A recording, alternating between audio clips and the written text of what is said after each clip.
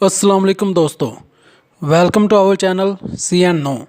अल्लाह ताला ने हज़रत आदम और हवा अलैहिस्सलाम को कसीर औलाद अता फरमाई। जब अल्लाह ताला ने आदम अलैहिस्सलाम को पैदा फरमाया तो आपकी पुश्त पर हाथ फेरा, तब क़यामत तक पैदा होने वाली हर जान आपकी पुश्त से जाहिर हो गई। अल्लाह ने हर एक की आंखों के दरमियान नूर की एक चमक रख दी। फिर इन्हें आदम अलैहिस्सलाम को दिखाया।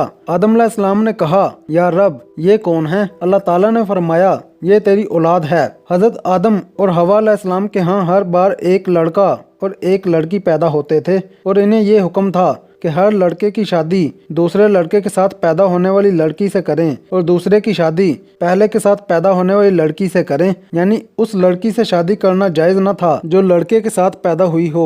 आदम अलैहिस्सलाम हर लड़के की शादी किसी दूसरे लड़के के साथ पैदा होने वाली लड़की से करते थे। हाबील ने काबील की बहन से निकाह करने का इरादा किया और काबील की बहन बहुत ज्यादा खूबसूरत थी। चनाचे काबील ने चाहा कि इसकी शादी हाबील की बजाय खुद इससे हो जाए। आदम अलैहिस्सलाम ने इसे हुक्म दिया कि हाबील को इससे निकाह करने दे। उसने इनकार कर दिया तो आदम अलैहिस्सलाम ने दोनों को कुर्बानी करने का हुक्म दिया। हाबील भेड़ बकरियां पालता था, इसने एक मोटा ताज़ा जानवर कुर्बान किया, जबकि काबील खेती बाड़ी करता था। काबील ने अपनी खेती में से निकम्मी फसल का एक गट्ठा कुर्बानी के तौर पर पेश किया। आसमान से आग उतरी और इसने हाबील की कुर्बानी को खा लिया, लेकिन काबील की कुर्बानी को छोड़ दिया। इसे गुस्सा आ गया। इसने कहा, मैं ज़रूर तुझे कत्ल कर दूंगा ताकि तू मेरी बहन से शादी ना कर सके। हाबील ने कहा, अल्लाह ताला परहेजगारों से कुर्बानी कबूल फरमाता है। जब वो दोनों कुर्बानी दे रहे थे तो आदम अलैहिस्सलाम भी वहाँ मौजूद थे। उन्होंने देखा कि हाबील की कुर्बानी कबूल हो गई है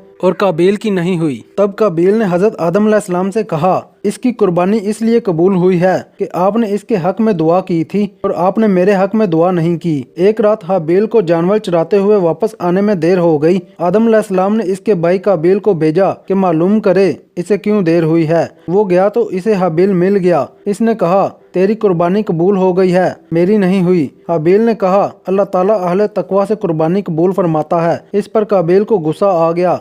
इसने जमीन से एक पत्थर उठाया और इसे हाबील के सर पर मारकर इसे कत्ल कर दिया और ये जमीन पर होने वाला पहला कत्ल था। अब वो परेशान था कि हाबील की लाश को कैसे छुपाए। तभी अल्लाह ताला ने दो कौवे भेजे जो आपस में लड़ रहे थे। इनमें से एक कौवा मर गया तो दूसरे कौवे ने जमीन में गड्ढा खोदा और मरे हुए कौवे को उसके अंदर दफना दिया। ये सब देखकर काबील कहने लगा, अफसोस मुझसे इतना भी न हो सका कि इस कौवे के बराबर होता कि अपने भाई की लाश को छुपा देता। वो बहुत शर्मिंदा हुआ। इसने एक गड्ढा खोदा और हाबील के जिस्म को इसमें दफन कर दिया।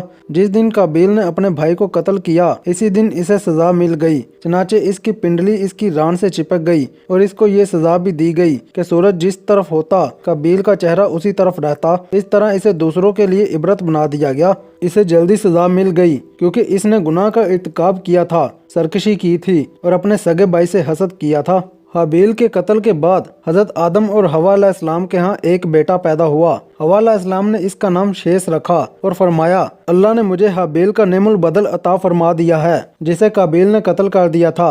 जब शेष की वलादत हुई तो हज़रत आदम अलैहिस्सलाम की उम्र 165 साल थी। वो इसके बाद 807 साल जिंदा रहे।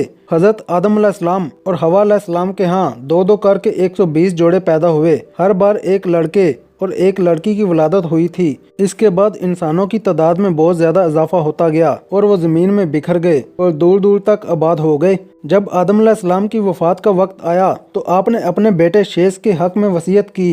इन्हें रात और दिन के औकात और इन औकात में अदा की जाने वाली इबादत की तालीम दी और इन्हें बताया कि एक तूफान आने वाला है। जब आदम अलैहिस्सलाम फोत हुए, इस दिन जुम्मा था। फरिश्ते अल्लाह के पास से जन्नत की खुशबू और जन्नत का कफन लेकर आए और इनके बेटे और खलीफा शेष अलैहिस्सलाम से ताज़ियत की। जब आदम अलैहिस्सलाम की वफात का वक्त करीब आया तो इन्होंने अपने बेटों से फरमाया, बेटो, मेरा जन्नत के फल खाने को जी चाहता है। वो तलाश के लिए निकल खड़े हुए।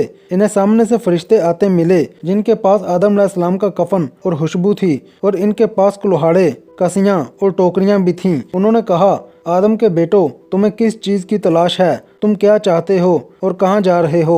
انہوں نے کہا ہمارے والد صاحب بیمار ہیں اور جنت کے میووں کی خواہش رکھتے ہیں۔ فرشتوں نے کہا واپس چلے جاؤ، تمہارے والد تو فوت ہونے والے ہیں۔ فرشتے جب آدم علیہ السلام کی روح قبض کرنے کے لیے آئے تو حوا علیہ السلام نے انہیں دیکھ کر پہچان لیا۔ وہ آدم علیہ السلام سے چمٹ گئیں۔ آدم علیہ السلام نے فرمایا مجھ سے الگ ہو جاؤ، پہلے بھی مجھے تمہارے ذریعے سے ہی مصیبت پہنچی تھی، مجھے میرے رب کے فرشتوں کے ساتھ رہنے دو۔ فرشتوں نے ان کی روح قبض کی، غسل دیا، کفن پہنایا، خوشبو لگائی، آپ کی قبر کھودی اور لحد تیار کی۔ پھر انہوں نے آدم علیہ السلام کی نماز جنازہ ادا کی، پھر انہیں قبر میں رکھ کر اوپر سے مٹی ڈال دی۔ پھر انہوں نے کہا آدم کے بیٹو تمہارے لیے یہی طریقہ ہے۔